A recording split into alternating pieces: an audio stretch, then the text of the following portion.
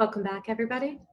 We're coming to the end of this module, and I want to continue on with ideas about how topological features can be distorted and changed, and relate that into a notion of what we've already started to talk a little bit about in some of the other modules, this idea of difference. And I want to really delve now into this world of difference and how difference can make a world of difference in terms of how we sort of perceive the reality that is around us. All right, so we talked earlier about some of these transformations of the phase space of possible fish. And we got into this topological idea of the fact that we can have a sort of underlying framework, and then as relations shift, different forms can emerge from that underlying framework. So we have one basic underlying source, but we can get multiple outputs from that one source. So it begs the question, though, what is sort of causing these shifts to occur? And we've talked about this in terms of this idea related back to why are there power law distributions and this idea of growth and preferential attachment. And I kept tying this back to this idea of minimizing processes. They're the processes that go to the attractors that involve the minimum amount of energy in order for something to happen. So the question then becomes, how is this minimizing energy communicated? And this is where we get into this idea of difference and orders of difference. If I can go one way or the other way, and one of them has less energy requirement on my part, then I'm going to gravitate in that direction. But it's that difference, that sort of differential, that is going to sort of pull me in a particular trajectory in the same way that it might pull a fish in a particular trajectory, as we see here. Okay, so let's think about this in terms of life. And really, I'm going to, in some ways, where I'm going with this is that really fundamentally difference activates all of the multiplicity that we see around us is based in some way on difference. But let's start with just the idea of an undifferentiated cell. We know that our bodies are made up of cells, but we also know that that all comes from a single initial cell in the womb, and that somehow from that initial source we're able to, that then replicates, right, that we're able to sort of develop all kinds of different things, ears and lungs and veins and organs and all of this sort of multiplicity from one undifferentiated cell.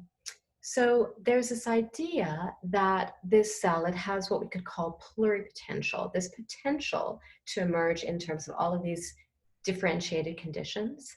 And then the way in which the differentiated cell emerges is dependent on what kinds of difference the cell is encountering as it's developing.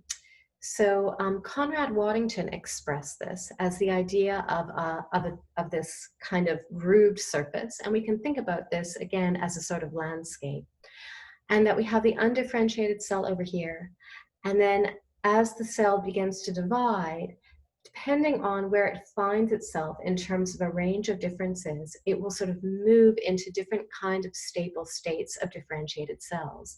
And they will be context dependent. So in the same way, when I said a while back, that our hand really isn't about a series of fingers, but our hands are about a series of relationships.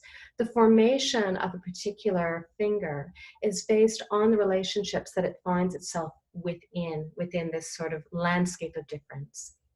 Cells are then activated based on differential input parameters, which we can kind of visualize as these kinds of grooves. So this was kind of like the mental model that he made to sort of talk about this idea of pluripotential, where the grooves act as kind of the possible potentials of where a cell, of how a cell could manifest, right? We can have all kinds of cell manifestations. And if we talk about the entirety of all the ways in which a cell can manifest, then that is the phase space, right? We talked about this idea of a kind of a notional space of all the kind of potentialities, all the ways in which we could stretch that Dürer face that we played with. That is the phase space. But how a cell actualizes depends on sort of these path-dependent conditional rule processes. So if it finds itself sort of in the space where a couple of parameters are more active than others, then it knows, okay, well, here I have to differentiate in terms of narrowing myself to this potential within kind of this overarching potential that I have initially.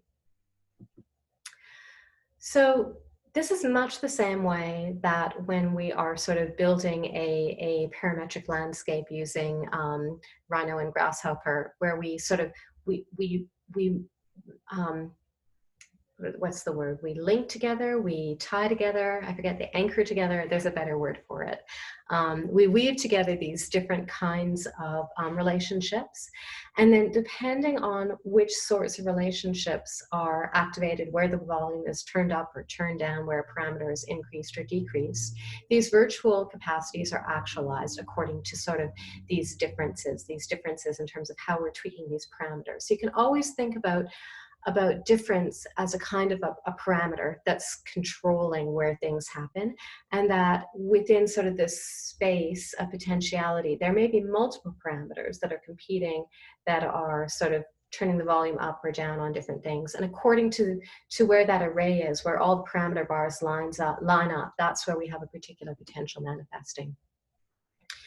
And this is just another sort of visualization of differential options that could be expressed in architectural space, right? Where we have programmatic density, and we can have variations that go from, you know, very dense massing to much more open space. And so we have these sort of different parameters, and the sort of entirety of this space, where we look at, you know, how many floors do we have, and then how is the density sort of changing, right? Here we have smaller fragmented open space, here we have larger courtyards, right? So there's kind of a stretch along that, and there's a stretch along here along heights.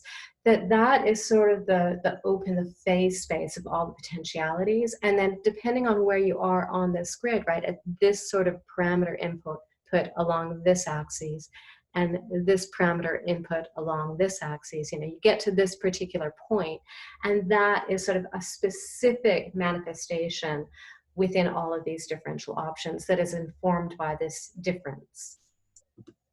Okay, so this idea of difference ties in with how do we think about form being created? And the word morphogenesis,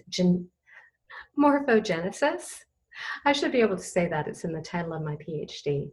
Morphogenesis, after working on a PhD for a decade, you'd think I would know a keyword in my title without blundering it.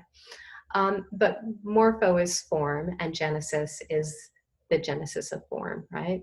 So something morphs into something else. And why does that happen? This is happening because of difference. And the word difference I'm using, but we could also use the word information.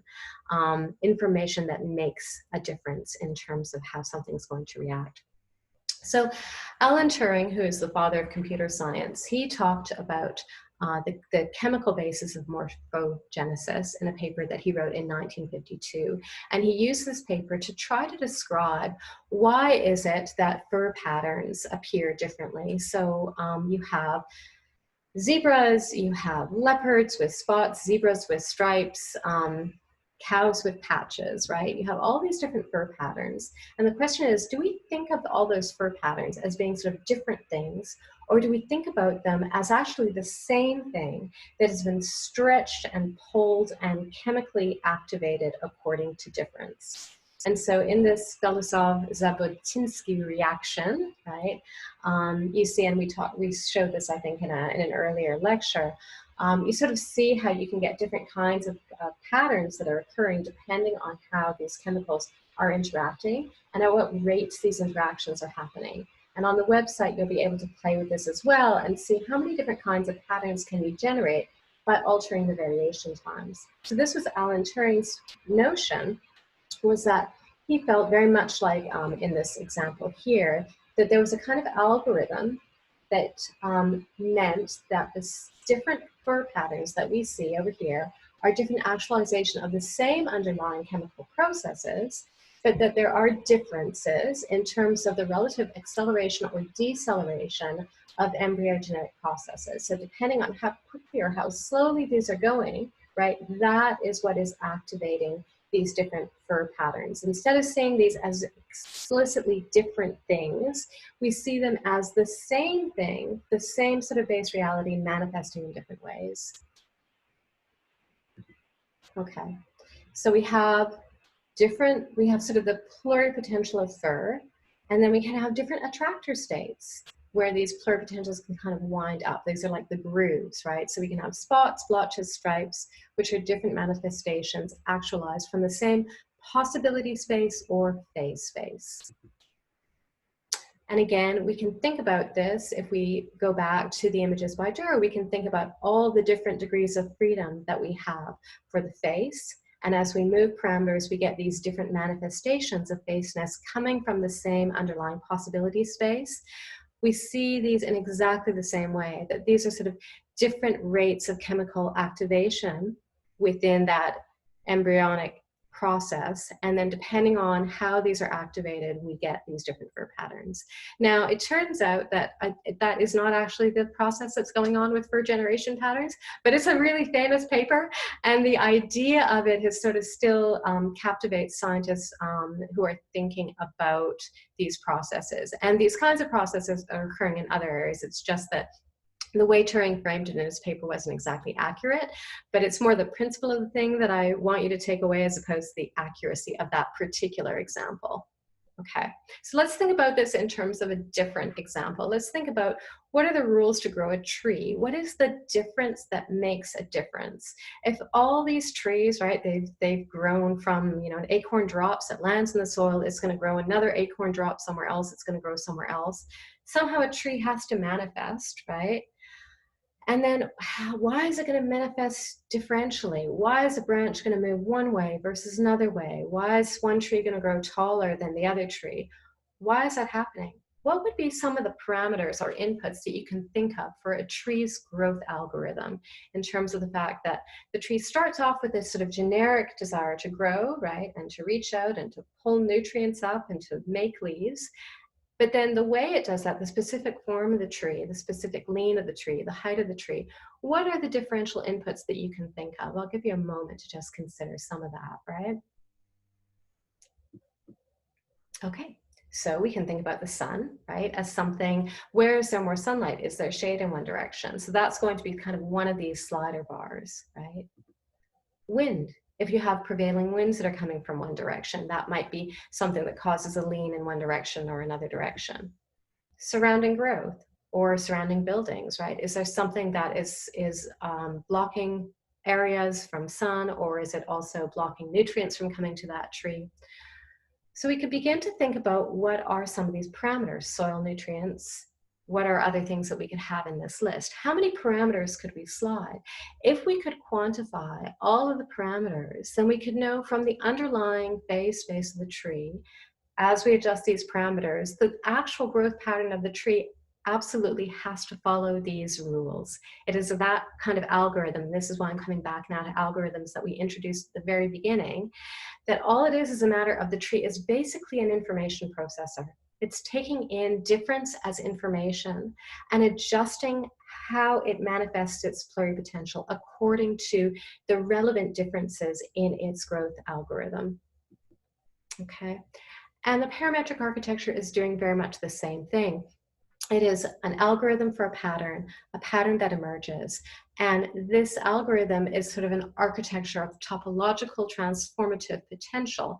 And when I say that, what I mean is that if I increase any of these parameters, it's going to alter the entire physical landscape because of that difference and because of the links that are being formed that are relational.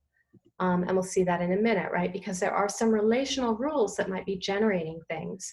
So when you take a look at this landscape, what do you see as being some of the algorithmic rules that might generate this form? What are the kind of the notions of difference that we might be thinking about, right? So think about that for a moment. You can look at that image. If you were writing an algorithm and you wanted it to create this form, what would be some of the differences that you would be looking at? Okay, so one difference might be, what is the size of the block, right? And we can see that there's different kinds of ways in which the buildings are sort of stretching and deforming depending on the size of the block they're situated on. But that's not the only difference, right? It's not the only factor, because we can look at maybe, I don't know, this block over here, and I don't know, let's say this block over here. They look like they're approximately the same size, and yet the form is not identical. So there's other principles within the algorithm that are at work. So surrounding height. So we can see actually that there's a constraint built in, that one of the rules seems to be that mimic the height of whatever is across from you. And that is what is contorting, going from a low height here to a high height on this side, right? It's modifying itself according to these sort of relational rules. What are the edge conditions? And when I say edge conditions, I mean, this is probably falling into a particular street pattern, which is then determining the size of the block. And so those edge conditions of where roads come in begin to make certain determinations, and then how those edge conditions intersect and collide within the overall block, which we could also get if we looked at that sort of form minimizing, this wet string experiment that we talked about before. Okay, and then there would be other rules as well. Maybe one of the rules that we also have is we have different population rates. So maybe the whole thing kind of pushes itself up depending on how many people you have built into living in this model. And we can think of other rules, but all of this is about setting up rules of difference, which we can again think about as these slider bars that we're moving around in each instance. Oh, sun angles. I had one more in here as well. All right. Okay, so circulation in Zaha Hadid's plan that we looked at for Istanbul, circulation generates block areas, correlations between block areas then occur that we talked about, and then there's heights, there's the perimeter conditions, all these kinds of things begin to sort of generate this, what is the ultimate form going to be based upon these differential rules that are established. So if you get differential inputs, then the idea would be you get differential outputs from the same space of possibility. So what difference controls the way that color is expressed in this particular example? We see these different color expressions, right? And so what is controlling those color expressions? It's a difference. And if they change that difference, you're going to get a different output in terms of color. Topological differentials, we can think about this, we've talked about topology and we've talked about this sort of stretching. And Bernard Riemann looked at these sort of topological models. And one way you can think about this is that we normally think of space as something that is very measurable, very fixed, but Riemann space is more like a stretch nylon, where we can't really say how far apart two points are because it depends on how forces are stretching the space. And then those forces that stretch the space, those are the differentials. So one of the things we want to be looking at in terms of how spaces are emerging is what are the differentials that matter? What are the differentials that are actually activating these shifts? Of course, we can just program in anything to shift, right? But what are the differences that actually shift things in a way that's meaningful? So Gregory Bateson, who was another cybernetician and an anthropologist, he talked about this idea of the difference that makes a difference. We have to be thinking in complex systems of if the way a system can unfold is based on it exploring all the spaces of its potential and then landing in a particular space, what are the differences that control where it's going to land? It is difference or information that is basically weighing these rules or algorithms of how topological potentials are stretched, distorted, or activated. And when you start to think about the world this way, you realize that difference is everything. Thank you for your time.